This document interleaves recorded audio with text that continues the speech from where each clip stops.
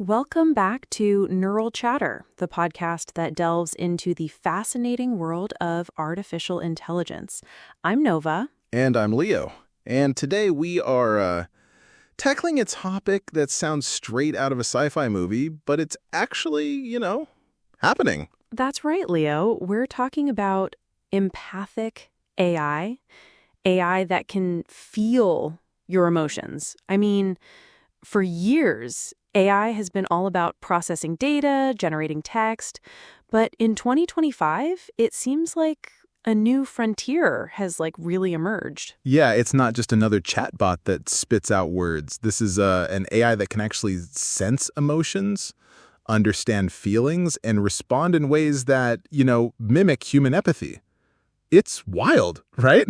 It really is. So how does it even work, Empathic AI, sometimes called emotionally aware AI, it's designed to analyze not just what you say, but how you say it.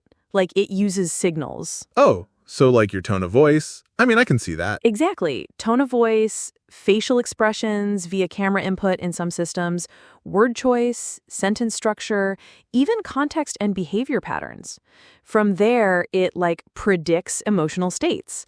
So if you're stressed, happy, sad, or even sarcastic, it apparently tailors its response. That's pretty wild. And why is this suddenly popping up now?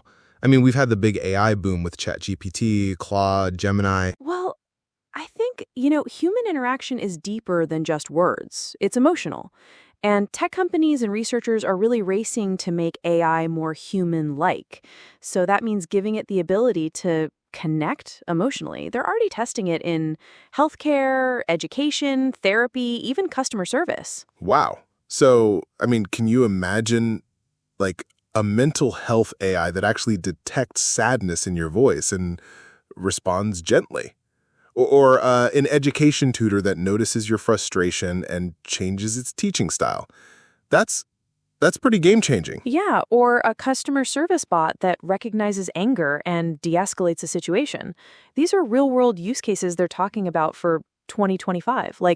For example, in healthcare and therapy, AI chat companions that detect anxiety or depression, helping therapists monitor patients between visits. And call centers. They say empathic AI could reduce churn by responding calmly to upset customers. And for us gamers, they're talking about NPCs, non-playable characters, that react to your mood, making experiences more immersive. That's kind of cool, I gotta say. It is kind of cool, but here's where it gets a little controversial, right? The exciting and scary part. Privacy concerns, for one. For AI to read your emotions, it needs access to your tone, your face, your behavior. Are we really ready to let machines watch us this closely? Oh, that's a huge one. And then authenticity. Is it real empathy if a machine is just programmed to mimic feelings, or is it just emotional manipulation? It's kind of hard to tell the difference, I think. And then dependence.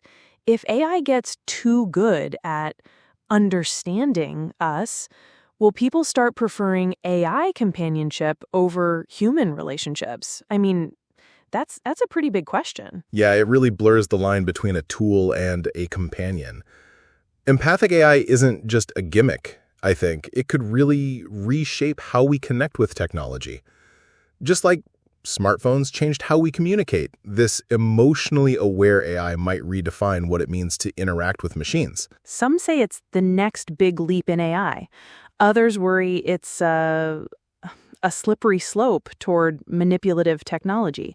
Either way, it's happening fast, and 2025, they're saying, might be the year it really becomes mainstream. So the big question, for our listeners, do you want AI to understand your feelings? Or does that cross a line for you?